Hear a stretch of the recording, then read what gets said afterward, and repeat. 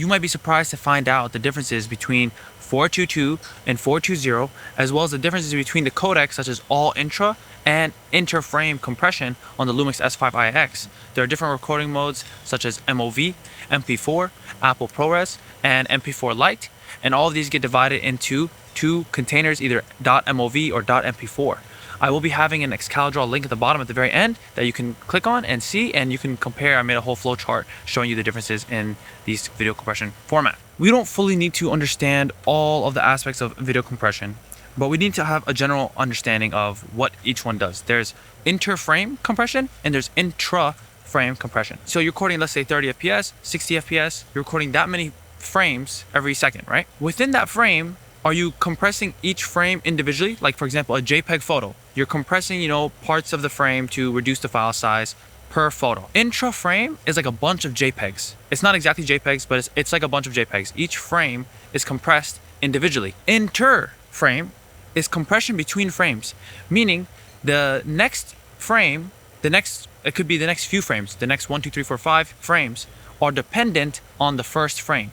Because what it's recording, as you'll see in my other video explaining about 422 color, those intercompression formats like H.264 and H.265, they compress the changes in pixels and color between the frames, and that's how it's able to compress so much data into a small size. You'll notice when we start recording in Apple ProRES or All-Intra on the Lumix S5 IIX, the bit rates on those formats are much higher, meaning the amount of bits you're recording per second, megabits per second, is much higher than the compressed formats because there's more data. But you'll find this to be beneficial in two ways. One, the quality is supposed to go up, right? The quality there's more data, there should be higher quality. That may or may not be true, which we're gonna go ahead and be testing later on the computer and showing you some difference. I'll be showing you the same video multiple times in different formats, and we will be uploading that in the highest quality possible to YouTube. So hopefully YouTube can compress it in the best possible way, however they can, and you can see the differences and determine yourself if you need 422 or 420, or you need something like 1.9 gigabits per second on Apple ProRes, which is huge, which you need to have an external SSD to use,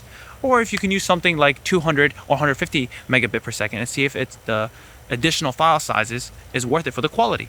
That's the difference in quality and file size.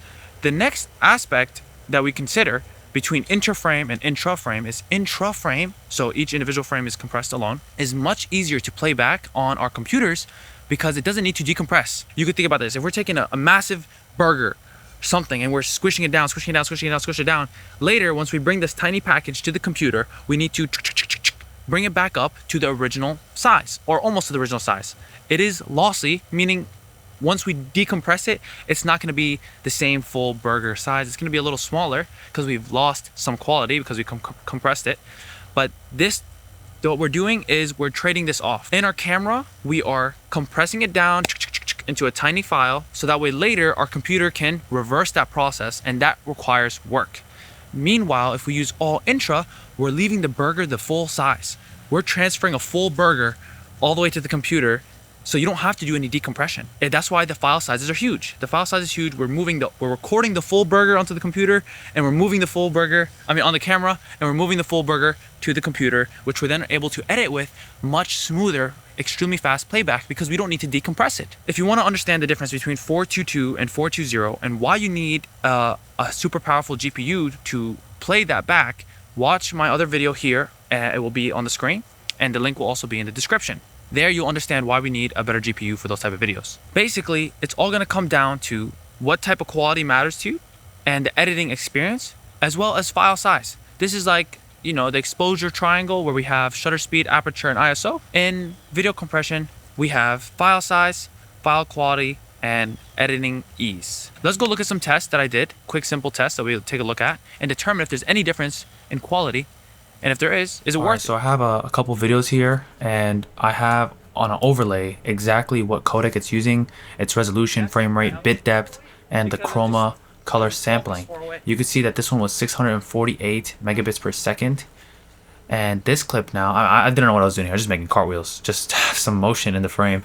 This one is 400 megabit per second, and it's the All-Intra H.264. This clip is 10-bit 422 at 148 megabit per second, and it is Long-GOP, so it is compressed inter-frame. This clip is H.265, 4K resolution, 420 color chroma subsampling, and 134 megabits per second.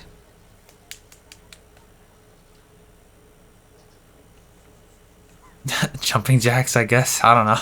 I couldn't think of anything else. This one is H.265. It is 4K, 30 FPS, 10-bit, 420 at only 60 megabit per second. It's an MP4 container. I believe this is the MP4-Lite. Oh no, I'm sorry. This one is MP4-Lite. This is H.265, 4K, 30 FPS, 420, 10-bit, and only 50 megabit per second. It records in full frame. This is the MP4-Lite, and the previous one was just MP4. This one is usually used for social media, and you can deliver right to your phone. Alright, so I've zoomed in all of these clips by 4 times, so you can get a little bit closer to the pixels. All of them should be zoomed into approximately the same area, just so you can see if there's any differences in the motion or in the quality or even the noise or anything. All of these videos also had manual focus in the same exact spot, and it was on a tripod. Nothing was changed between the shots except I just went to the camera and changed the recording settings. And then obviously I walked back over there. I did some cartwheels and stuff, and then I came back. So now we're on the H.265 codec, still at 4K. This is 135 megabits per second. I'm not sure how big of a difference we would see if we're doing shots not on a tripod, where we're moving around with the camera and there's way more movement and action because the camera itself is moving, compared to here where the tripod is standing still and only things in the frame are moving around. So I try to add some movement, but maybe you can leave a comment down below and see if you see any difference at all after YouTube's compression, which I will be uploading this video in the highest quality possible in ProRES. It's going to be like a huge file, and I'm going to upload that to YouTube, so that way YouTube has the highest absolute file that they can compress themselves and give back to you. So there's approximately 7 times zoom on these clips here and focus on the same tree. The left side is a little bit more zoomed in, just so we can see if there's any differences even while pixel peeping on the background. So those are all the different recording formats that I tested. Thank you guys for watching. Hit like and subscribe, and let me know in the comments below if there's a difference in the quality that you noticed that is worth it for the additional file sizes. I will be having a video upcoming soon about how to do media management in DaVinci Resolve, so that way when you're completely done with your project or halfway even through, you could take all of your clips or the whole entire project, re-encode it, and save it as an H.265 files with high quality, but save yourself a ton of space for archival. This is especially useful if you're using Interframe formats with high bitrate, so that way you don't take up as much storage once you're done with your project. Thank you guys for watching, and see you guys in the next video.